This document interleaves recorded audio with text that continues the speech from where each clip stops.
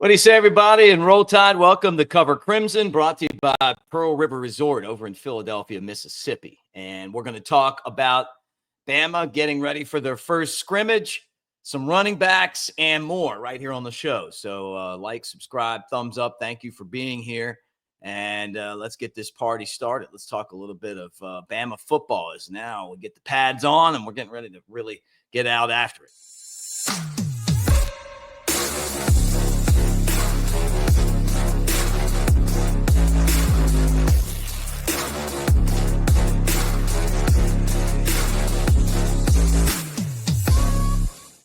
All right, there he is, Clint Lamb. I'm Mick Gillispie. Great to see you guys today on the show, and we're trying to do one every day for you. So look at this. We got a streak going. Been here every day this week. Yeah, we have. Feeling good about that. I am too. Yeah, this has been fun, and we're just getting started. Like, this is kind of going to be more of the norm. You know, every once in a while we might have to miss a show, or one of us might have to miss a show, and we'll do our best to fill in with Jimmy and I, or of course you and Coker, whenever that happens. But we're expecting that to be pretty rare. So we're hoping that we become a daily part of people's routines. This is definitely therapeutic for me, and it especially is therapeutic during the season, where you get a chance to kind of reflect on whatever's going on, the highs, the lows, the frustrations, what needs to get better, what's doing well, all that stuff. It's just you get in here and you kind of hash it out, especially when we can go live and get people's comments and stuff. We always enjoy doing that. And if you can't catch us live or, on YouTube, you can always download the show at the Cover Crimson Podcast Network. So check that out. All right, let's talk Bama scrimmage. So we've gotten past, hey, we're going to go out here, be in good, right position, do this, do that. Now it's time to start really getting serious about some football, and they're gearing up for that first scrimmage. What can you tell us? Yeah, a lot of questions that need to be answered. What's going on with, if anything, is going on with Jaden Roberts? Is this like a temporary thing? Is he banged up? Is it just simply that you plan to rotate and you want to get Gino Vandemark a lot of work at right guard? Maybe when we leave, right? There's a lot of Jaden. We know Jaden Roberts was with the first team some yesterday. He was in a practice photo on the field with a snap, before a snap, with the first team offense. So it's not like he's not getting first team reps. As we said yesterday, just what's going on there, if anything. Hopefully we can get some information of what it actually kind of looked like during the scrimmage. How often was the rotation? Was Jaden coming in with the second team when they were doing that sort of thing? Or was it more of he was coming in with the first team and it was a rotation? Like, all of that I think is very important. What does the wide receiver rotation look like? Who's the first three that's out there? It's fall camp, it's a scrimmage. We think it's going to be Ron Williams and Jeremy Bernard and Isaiah Horton. But is it possible that it's Rico Scott that's going out there for the first snap along with Bernard and Williams, and maybe at least in the early portions of fall camp, Horton is wide receiver 4 and he's working his way into that role? Like, I don't know one way or another. We'll have to wait and see. How much is, do we hear about Deontay Lawson as far as snaps? Like, we know he's on a pitch count. There's, that's already been confirmed.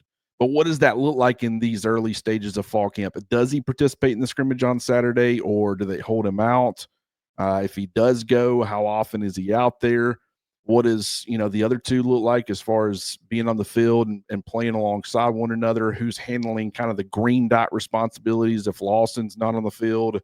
All these things are worth mentioning and monitoring for sure. There's going to be a lot of talking points, and it's all dictated based off of the information that comes out of camp, or out of these scrimmages.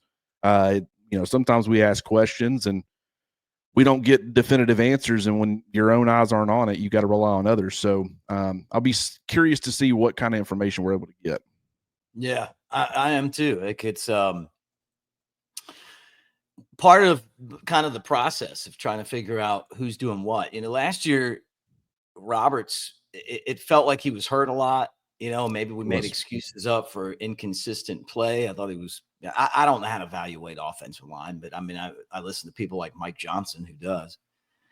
And now it feels like there's a lot of competition. Like, if it's not the injuries, it's whatever it is, somebody else is going to be there to take the job. The competition's only going to make everyone better. So it almost makes me happy in a way that he's being pushed for that position, because it tells you that they've done a great job recruiting, and we know that. But now all of a sudden it's like they're doing a great job of figuring out the best 5 that can be out there, because the offensive line's inconsistency since 2020 has been one of the downfalls of Alabama football. I don't think there's any doubt in that. And you say downfall, you just mean relative to the standard in which, 2020 and prior. Yeah, no national championships, losing games that you should win, like the Vanderbilt game when somebody just runs right by your guy, and sacks your quarterback, like you didn't get a hand on him, like and it's not all them, it's a collective effort, but the offensive line play hasn't been dominant like we thought it was going to be since then. Well, and talking about Vanderbilt, and we said at the time, if you go back, we did say a lot of it was on the defense, but we weren't willing to give the offense a pass because of the number of points that they scored, or the fact that they made some flashy plays. First of all, you had the early pick 6, which put Vanderbilt in the driver's seat early on a tip pass. But then, there was no ability to consistently sustain drives where it's like, let's give our defense a break. You want to know how you help out your defense that's really struggling to stop what Vanderbilt's bringing to the table? You stay on the field yourself and you milk clock, and you give them long periods of time where they got to sit over there and think about things, and your defense gets a chance to catch its breath. Alabama wasn't playing complimentary football in those types of games. And when you have the offensive line that can control the line of scrimmage and allow you to kind of dictate the pacing of the game, typically you're in pretty good shape, and you're going to be the one that determines the outcome and exactly how that game's going to play out. Obviously, there's other factors involved with that, but for the most part, that certainly plays a role. And Alabama just hadn't gotten consistent enough play with its offensive line. And we know that the coaching staff, they have said, we feel like we got 6 starters. And, I think at this point, we all know who the 6 starters are. It's, Caden Proctor, it's Cam Dewberry, it's Parker Brailsford, Jaden Roberts, and Geno Vandemark, and it's Wilkin Formby. And so it's a matter of, getting all those guys playing time and opportunity, and how do you make that work? What does the rotation look like? Once again, these are things that we're going to be monitoring, but, you talk about needing improvement from, the run game and the quarterback, needing to improve. Well, the offensive line helps or directly impacts both of those elements. You can make a very mediocre running back look really good if you give them holes, and you can make a quarterback look really good if you give him enough time. If you're struggling with your receivers as far as creating separation, and I do think that has been an issue for Alabama at periods within the last few years, if you have an offensive line that's giving the quarterback enough time and giving your receivers enough time to get uncovered, then, you're going to still complete passes and have a very high octane, successful offense. So the offensive line, we always talk about it. I mean, I think everybody knows at this point, it starts with them up front, and Alabama feels good about this group, but other groups are going to have to do their part as well. It won't fall exclusively on the offensive line. And that's why I'm kind of curious, kind of what's going on with the running backs and what does that look like? Yeah, that's a great question. But let me say this first, that we're brought to you by our friends at Residence Inn Ocean City, back coastal style hotel of the year. Our friend Keith from Decatur runs the joint, and our friends from the next round actually flew up there and did a show from Residence Inn by Marriott. So check them out. It's fantastic sunsets and the great seafood, those crab cakes that Maryland's known for, secrets, the boardwalk, a lot of art and music festivals right there. Residence by Marriott in Ocean City. You talk about the running backs getting involved. I feel like it's Jam Miller and everyone else. That's definitely the way it feels. I mean, when Grubbs asked about that group in particular, and his the first thing he says is Jam Miller. When you're asked about, he wouldn't ask which guys are standing out or something, and it would make sense. They just, on what he's seen from the running backs, his response, Jam Miller. That's what I've seen from the running backs. That tells you something, because Ryan Grubb, what I respect and like about him is he's the type of guy where he will kind of tell you how it is. Like we saw him be pretty critical of some people, during the spring. And so when he tells you something positive about a guy, I'm willing to listen because I don't think it's coach speak. I think he's telling you exactly where that position stands. And people like me, we've talked about Daniel Hill. I'm a fan of Draylon Washington. I'm not as high on Richard Young. I understand that he's got some qualities, and I think he can be a good running back. I'm talking about relative to the other two. I'm probably a little bit higher on them, but I also can fully acknowledge that it's very possible that Richard Young's the RB2. So, but it's just I've been one of those people where I've said I could see a scenario. I don't think it's completely crazy to see a scenario where like Daniel Hill ends up being the workhorse because he can consistently churn out the yardage that you need to stay on schedule. Well, when you hear stuff like this, I'm one of those where I can have an opinion on something or a prediction or a projection. And if I get new information, I'm totally willing to change it and acknowledge, hey, maybe I wasn't right there. And this is one of those times. And one of the things that he said, Ryan Grubb, when he was being interviewed the other day, is he was asked how many running backs he expected to use. And his response was, whatever we need for the game plan. Sometimes there's some specialty stuff that you need a little bit more of one type of back. And I think that we're lucky that we have a lot of different types of backs. So I think that you normally go into almost any game, you're thinking there's at least 3 guys that are going to get considerable reps. That feels like a safe number. We've seen it condensed. We've seen Ryan Grubb condense it with Dylan Johnson at Washington. That was pretty much a one-back offense. And you saw a little bit as far as some other guys getting sprinkled in, but for the most part, that was the Dylan Johnson show. I don't foresee that being the situation in Tuscaloosa. I'm going to look at it and say, okay, who are those 3 running backs? And based off of pecking order, as far as going through the drills and stuff, the safest choice would be Jam Miller, Richard Young, and Daniel Hill. Mm-hmm. But Draylon Washington's sitting there at RB4. He's been the 4th guy going through the drills and everything, and we've heard positive things about him. And when you talk about Richard Young and Daniel Hill, they don't win the same ways, but if you kind of break it down to the bare bones, power backs, they're hammers. And granted, I think Daniel Hill can provide quite a bit more as far as the receiving game and all that stuff. So I'm not saying that they're limited to just that, but that is the main element that both of those guys bring to the table. A guy like Draylon Washington, he's stocky. He does bring some power. He does win between the tackles. But I think the home run hitting ability, the wiggle that he brings, the fact that I think he's probably Jam Miller is a really good receiver out of the backfield. I'd say Draylon Washington, from a dynamic standpoint, probably is your second best. So if he adds something a little bit different than those other 2 guys, the RB2 and RB3, it's possible that Washington could end up being the 3rd man in that rotation rather than either Daniel Hill or Richard Young. So it's very much a competition, and that's why I wanted to talk about it. I want people to know they got some good options, but hopefully we come out of this scrimmage hearing some things, and it's like, hey, these were kind of the first 3 guys they were using, and this guy had a good day, and Draylon Washington maybe showed, that home run hitting ability. He had a long run, or he had a great catch out of the backfield, something that kind of starts to say, okay, maybe this is where they're heading with it. That's something I'm definitely going to be keeping an eye on this weekend. It'll be a lot of fun to watch that as Bama starts preparation for scrimmage. You got to prepare to look good at the office or at the game. And we got you covered. Roback.com, they got some really great Alabama gear and 20% off using our promo code Crimson20 at Roback. So take advantage of that and get yourself geared up at Roback. You can use that 20% off per email address. Just don't tell anybody that I told you that.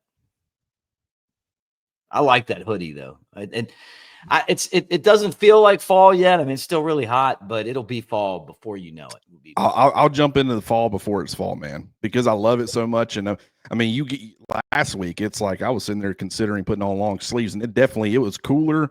It wasn't cool enough for that. And might actually been earlier this week. It's all running together at this point, but I'm so hyped for fall that I just want to get into some fall clothes, man. And I do. I love that hoodie as well. So, Mick, just before we finish up with the running backs, who's probably your favorite guy in the room? Obviously, probably Jam Miller is the one that everybody's predicting at the top. So maybe we don't include Jam Miller, but maybe who's the guy between Daniel Hill, Draylon Washington, maybe Kevin Riley, Richard Young, AK Deer maybe at some point is a true freshman. I know he's got a lot of God-given ability. Kind of who's someone that you're looking out for or would like to see succeed in this backfield? Well, I mean, it starts with Jam, right? I mean, I think Jam's really the most important guy. I want to see Alabama establish a run game and use the running backs. But for some reason, I think Draylon Washington's going to have a good year. I just do. The guy's got more experience than anybody here, except maybe Jam, maybe more than him, right?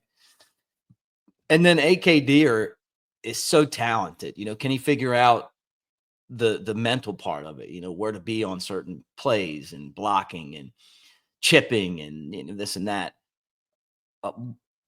I think that long-term Deer probably has the biggest upside of all these guys.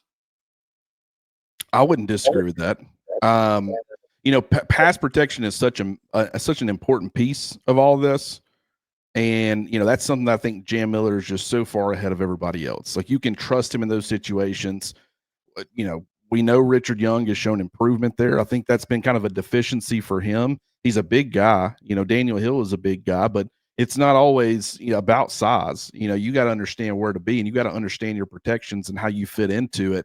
And if you get your quarterback hit consistently, you're not going to be out there. Not in an offense like this that is going to want to throw the football and to build their offense around the guy that they believe is the best to execute that offense. Because if you lose that guy, I understand Alabama has pretty good quarterback depth. It's unknown, but they have talented quarterback depth. I just don't think that they don't want to be in a situation like Florida was last year with DJ Lagway, where, what's his name? I'm forgetting his name. Wisconsin. Oh, Graham Mertz. He goes down with a concussion in the opener. And then like the next week against Samford, Lagway ends up starting, and then Mertz comes back, and they start kind of splitting duties. And then Mertz goes down with a torn ACL, and now it's the DJ Lagway show. Don't get me wrong; he showed flashes. I think he gave Florida fans a lot to be encouraged about moving forward. But I mean, he was turning the football over at a high rate. He was making some back-breaking, poor decisions because of the youth. And so you don't want to force, if you're Alabama and you think you can compete for a national championship, you want Keelon Russell on the field if Keelon Russell proves ready to be on the field. And you can trust him to not make those kind of mistakes. Florida was forced. Their hand was forced. You don't want Alabama to be in that situation. So if you're a running back and you can't keep the quarterback protected, you're just not going to be out there very much. So, that's something to keep in mind for fans. Sometimes people will be like, well, this guy's the best guy they're putting on the field as far as running the football and giving you what you need. What is he doing in pass protection? That's what you always got to pay attention to, because that's a very critical element of this that I don't think enough people pay attention to. I think that's well said too. And that's the thing that Nick Saban always was adamant about. The Derrick Henry story, where that's right. Great example. He's getting killed. Like, they just gave me the football.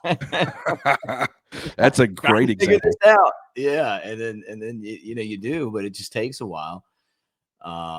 So yeah, this is what football is all about. This is what camps are about. You want to see Keelon Russell follow the same path as Arch Manning. When he gets the opportunity to be quarterback, he's ready to be the quarterback, because there's going to be a lot of hype. You don't want to put a guy in early and then they're just getting smashed. And because basically what happens is that you become very one-dimensional, and the defenses will tee off on you. You want to be good enough where you can throw past the blitzes and you can pick up the reads that you need to pick up and utilize the talent around you, where you're not a sitting duck. And I feel like even with Milroe, there were just times where it felt like he was very one-dimensional, because he had such a tough time picking up the blitz.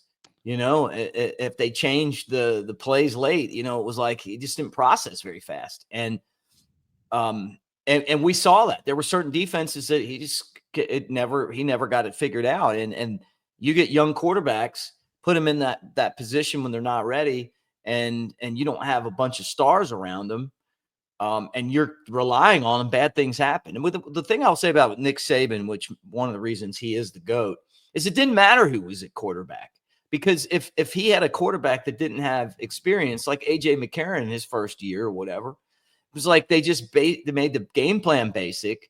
They utilized other areas. Hey, he even said it. Like the first time they played LSU, he wasn't trying to win the game throwing. When they played him in the national championship game, he's like, hey, they told me I'm going to be throwing the ball, and he did. He ripped right past him. They were shocked at the way that he threw the ball. But it took that whole year to get to that point for him. Yes, and that's kind of, and we'll go ahead and jump to the talking about Keelon Russell, and then we'll get back to the linebackers, because I think that you're taking this in a great direction. When you bring in a young quarterback, a lot of times, especially when it's forced, if you bring in someone off the streets, if you're an NFL team and you have a rash of injuries at quarterback and you bring in somebody and they start on short notice, Baker Mayfield for the Rams a few years ago, or a couple of years ago, I mean, he was brought in, he started the week that he was brought in. It's like what you have to do, what you're limited in doing, is you've got to figure out a few certain things that player does well, and you've got to design a game plan around that. And defenses will pick up on that fairly quickly, especially if it's a multi-game situation. Right. And then they'll over prepare for that. And if your quarterback is growing to a point where you can really start expanding quickly, then you can get yourself in a really bad situation. And like with Jalen Milroe, an example, it's not the same situation. And there's parts or elements of an offense that they'll run and they'll lean on, and then things that they won't do at all. So this is true to an extent for everybody. But like with Milroe, there were elements of Kalen DeBoer's offense that Milroe wasn't comfortable with as far as the screen game and stuff. I don't really know why. Maybe it was from a mechanic standpoint. Maybe just he didn't feel comfortable. I don't know really what it was, but they had to take that kind of stuff out of the playbook because he wasn't comfortable running it. Well, there's a lot that you would have to do as far as that when it comes to a freshman, because you don't want to put him out there in situations, set up for failure because he doesn't know something well enough, and you're making him you're asking him to make certain reads. Like it's you can get yourself into a mess really quick. But one thing that we have heard, and this is not surprising at all, and I don't think that this is a threat to Ty Simpson's shop. I want to come out the gate saying that. But Keelon Russell is making progress. And he's, the things that he was doing in the spring as far as the sprinkles and the flashes, and it's like, ooh, I mean, this cat can do some things now. That's becoming a little bit more common. And that's what we said. The longer this goes on, the longer Keelon Russell is in Alabama's system and learning and growing and developing, the more dangerous he becomes. And so I'm not saying he's going to take Ty Simpson's job, because we've also heard Ty's doing an excellent job. I think you can trust him. Once again, I don't think Keelon Russell's to a point where it's like we can throw him out there week 1 in Tallahassee against Florida State and he's going to be fine. No, all the things we just talked about, I think you got to navigate those waters if you had to turn to Keelon. But if you're an Alabama fan, what I will tell you is that everything that the staff was hoping that they would get from him, especially early, they're getting from him. And so that's very encouraging. Once again, this offense is going to be dynamic. It's going to put some strain on the quarterback. You want a quarterback that can manage and play within the offense and distribute to the playmakers, but you also have to be a playmaker. This isn't an offense where, hey, you can be Greg McElroy and just go out there and just use all the guys around you. You've got to go make plays. Ty Simpson's capable of that. Keelon Russell's he's certainly capable of that. Austin Mack is capable of that. I'll just say, based off of some people that I've talked to, they say, Russell he's coming along exactly as how they hoped he would, which I thought was encouraging. Oh, that's great. We're brought to you by Pearl River Resort, Philadelphia, Mississippi. Dancing Rabbit Golf Course. We say it all the time, the Augusta that you can play, but 2 amazing courses, the Azaleas and the Oaks. The Philip M. Steakhouse and golf is a great day. I've done that many times over there. Jake Coker and I will be there soon. We want you guys to come hang out. Got the Timeout Lounge, which is a Vegas-style sports book right there at Golden Moon Casino. There's a skywalk that goes between the 2 casinos, Golden Moon and Silver Star. But great slot game, table games, got a spa, which is fantastic. And honestly, I need that. Also, the great concert series and all that information on their website. So check it out. And then Geyser Falls, the water park with the lazy river, everything you need. Bring the family, let them go to the water park. Mom can go to the spa. You can get out on the golf course and then meet up for a great dinner at Pearl River. All right, let's talk the last thing on the show right now, the linebacker rotation. I'm curious to hear how you feel this is coming together. Yeah, we talked a little bit about it yesterday, and I mentioned, and I did post a video to Twitter for anybody who hadn't seen it, but it was the linebackers were mugged, which means he's up on the line of scrimmage showing blitz, and then they bail out. They were working on that drill, and it just, right now, and it could be that the knee brace, the big bulky knee brace that Deontay Lawson has on, maybe that's hindering the movement a little bit. But I just think he looks a little bit clunky right now, which once again is to be expected. But it's like I mentioned yesterday, it's just making me think, okay, this is very real. That knee injury happened late in the season.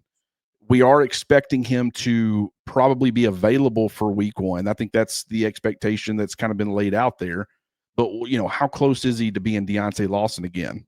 And that's something that we won't know until, things go live. But the coaching staff will know, and they'll probably have a good idea of, okay, he's really not the player. Well, the thing about it is if you had to have him because you didn't have much behind him, that's one thing. But the fact that you have Nikhil Green and you have Justin Jefferson, two very capable players, I could see a scenario where he is a rotational piece. Maybe he starts, but he's rotating out in certain situations. And that is something that you see pretty regularly, especially through the early parts of the season. And then just seeing how that's working is Nikhil Green limited in some ways, and you're having to play him in some situations where maybe he's not at his best, and maybe you need to turn to Deontay Lawson more, or maybe it's Justin Jefferson. But, I thought it was interesting because last year, Justin Jefferson, I want to say he started the season, like he played like 35 snaps against Western Kentucky. He played, I think he was about 20 snaps into the USF game, and he had like 12 tackles in 20 snaps. It was an absurd tackle rate. I mean, the guy was everywhere, but then he gets ejected in the second half, which obviously caused him to miss the first half of the Wisconsin game. So he only played 12 snaps in the second half against Wisconsin. And then against Georgia, with the way that things were laid out, he only played like 9 or 10 snaps. He didn't play a lot. But then from that point forward, against South Carolina, I thought it was interesting because that was the first game where you started just seeing a lot of different looks. I mean, it was some 4-3 looks. It was 3-4. It was 3-4 under. It was 4-2-5. And Justin Jefferson actually started that game despite the fact that Lawson and Campbell were both healthy because they came out in a 3-4 front. And then, because you had the zero technique nose, you had a couple of 4-eye defensive ends. The Bandit was a stand-up field side edge, and then you had Jahad Campbell, who had kind of slid over and was playing the weak side, what I would call the jack or the wolf, boundary side edge. And then you had Justin Jefferson and Deontay Lawson both on the field at off-ball linebacker together. And then I think over the course of the next 3 games, started with South Carolina, he averaged over 40 snaps, and then that dipped for a couple of weeks where he was averaging under 20. And then, of course, Deontay Lawson gets hurt against Oklahoma. And then for the remainder of the season, for the last 3 games, he averaged, I think, just under 60 snaps. So he's got starting experience. He's got experience where he was relied on as a very important rotational piece. But what I'm curious to see is, do they continue to expand on that? Because I thought he played pretty well. A lot of people will look and they'll say this is like a sub-package player because of his size and his, extreme athleticism. You probably want him in passing situations, but they just assume that he's going to be limited to passing situations. I do think he is Alabama's best cover linebacker, but I think the instincts in which he plays, he's got a head-hunting mentality. I think he's very Reuben Foster-esque in that sense. I don't think he's quite Reuben Foster. I don't want anybody to get it twisted, but he kind of plays that style where it's instinctual. It is, when he sees it, he gets there quickly. He brings some authority. He's a very physical presence for your defense. And I just, the more I've gone back and started watching him more this past season, this is a damn good player, Mick. And so while I love Nikhil Green and I really think he's going to help the second level run fits, I love Deontay Lawson and just the leadership that he brings to the table. And The fact that he is a very instinctual player himself. I'm just curious to see what this rotation ends up looking like, because Jahad Campbell was a maniac. He is such a good player for Alabama last year, and he's doing phenomenal things for the Philadelphia Eagles right now.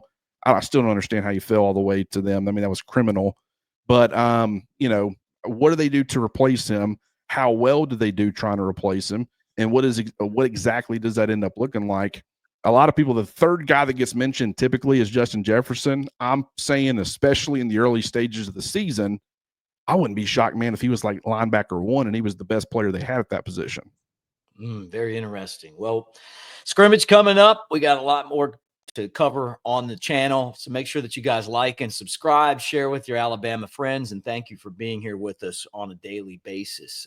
We'll be back again tomorrow, and we'll talk more Alabama football. Look for Elephant in the Room with Jake Coker. That's in the can, and that's coming out soon too. So talk to you guys real soon, and thank you for being here. Presented again by Pearl River Resort. Roll Tide, everybody.